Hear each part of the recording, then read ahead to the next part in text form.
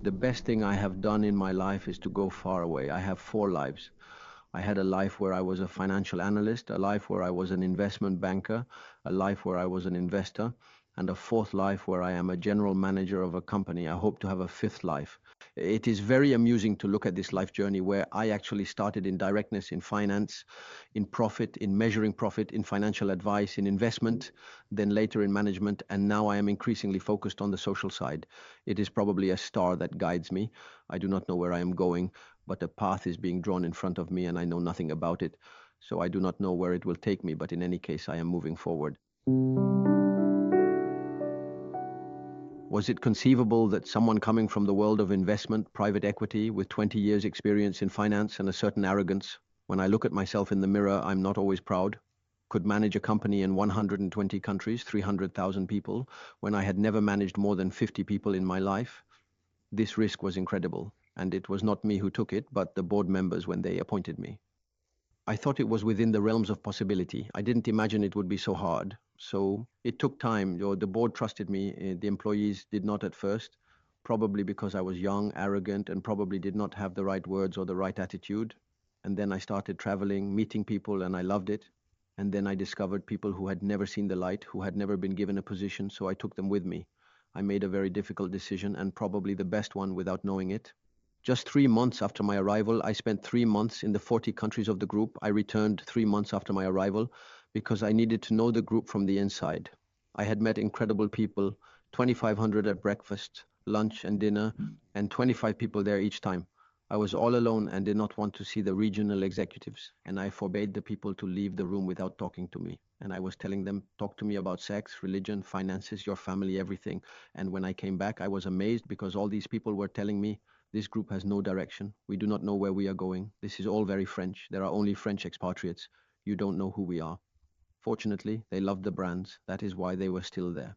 So when I returned to Paris, I was so upset and angry that I asked 45 of the group's 50 executives to leave within a week. One third probably deserved it for a long time. A third would probably have deserved it within 12 months. And for a third, it was completely unfair. But I did not know who the last third were. I had to get all those who were reluctant to my arrival to leave, because otherwise they are called dead weight, knives in the back, and it is too sad, it is bad energy. I replaced those 45 people with 45 people I had met in 90 days, who were great and who were not French. It turned out that this decision, after 3 months, changed everything in my ability to engage everyone. People realized that this group finally valued differences. It was as simple as that. And I had not read it in a book because I never read management books. They are not interesting.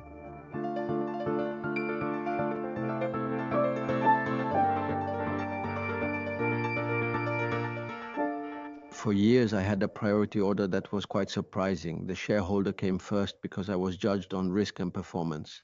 Then I probably put governments, stakeholders, partners, and I put employees last. For 11 years now, it has taken me a good year and a half to get there, but for sure, for 8 years and a half at least, I have put employees well ahead of shareholders. Besides, I get blamed for it. Because if we do not engage our people, we will never have returns for our shareholders.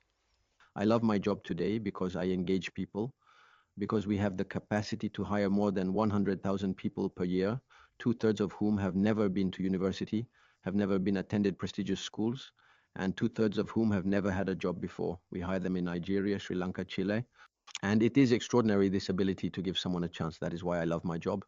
I have learned the meaning of generosity, respect, difference, and acceptance of time. Someone told me something interesting. His name is Joël de Rosnay. Joël de Rosnay is a physicist, vice president of the Academy of Sciences. And one day I asked him, Joel, please explain to me the difference between long-term and short-term. He said to me, but Sebastian, that's not the right question. You know very well the difference between long-term and short-term. What you need to learn is wide-term. Wide-term is your library. It is when you finally take 2 hours to visit a museum when you are in Tokyo. It is when you meet someone you did not expect to meet. You understand that this person is a philosopher. The more you give time to wide-term, the better you will master short-term and long-term. I have never forgotten that. So do I practice it? It's complicated. Do I want to practice wide term? Oh, yes.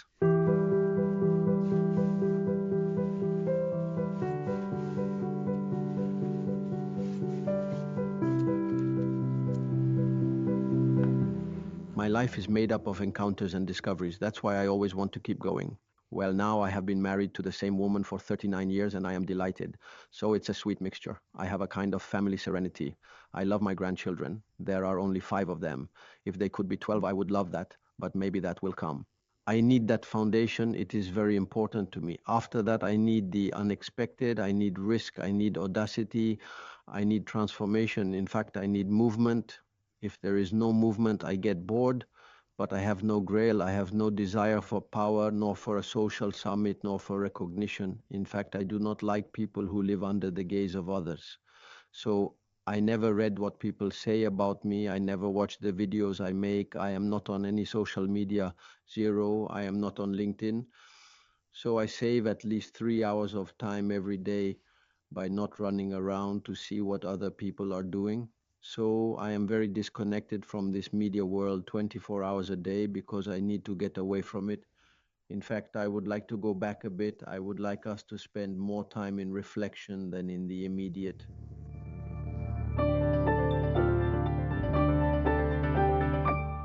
I run twice a week. And while I run, never with music, never with anything in my ears because I am thinking. That is when I make the right decisions. So afterwards, I have to remember what I was thinking about while I was running, but it is a very important moment of disconnection. And it's the same on airplanes when the plane door closes. I have been lying to everyone for 10 years by saying that Wi-Fi does not work on airplanes because I do not want anyone to enter my life on a plane. It is my moment when I can let my mind wander in all directions. My brain thinks of many completely different things. It is the moment when I escape. And so I have to escape before I come back to real time. So I really enjoy those moments. They are part of my inner balance. I am rarely mistaken. I have a very good reading of people. In fact, I have an order that has been very clear in my mind for a long time, and that saves me. And then I hope that this order will work for the most. It's that every time I make a decision, I always start with my guts. What does my instinct, my belly tell me? That is what we call gut feeling. Once my stomach tells me something, it quickly goes to my heart. And the heart tells me how this decision will affect others, how generous it is, how impactful it is. And once I have gone from the stomach to the heart, I go to the brain, and the brain just gives me the timing when to make this decision. Those who start with the brain are often mistaken. I have something that annoys a lot of people around me, especially those who love me and live with me. I understand that it can be very irritating. You can't imagine how much confidence I have in myself. So I get up every morning. I don't tell myself every morning that I'm handsome, that I'm tall, that I'm smart. Well, we are not too far away from that anyway. So there is an extremely narcissistic and somewhat egocentric side without, I hope, causing too much harm. But I never stress about things I cannot control. I am never afraid. I want to move. I want to take someone along. I want to dive in. I want to transform. I want to do different things. My parents gave me confidence in myself. My grandmother always told me that when you walk down the street, look at the first floor, never look at your feet. That is what I try to give to my children, to believe in themselves.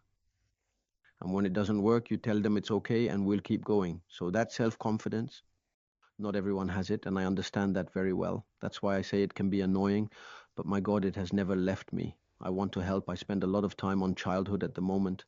There are too many unhappy people on earth. There are too many people who have not been lucky. There are too many people who have not had access to privilege. So I want to spend time with those who need me and need time. If you have not met her yet, you should meet a woman called Celine Greco, a professor of medicine at NECA.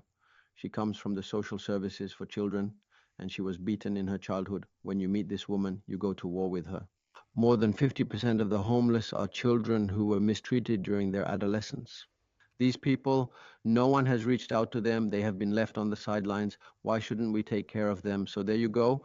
That will be my side as an architect. I may not have built something, but I may have left a footprint.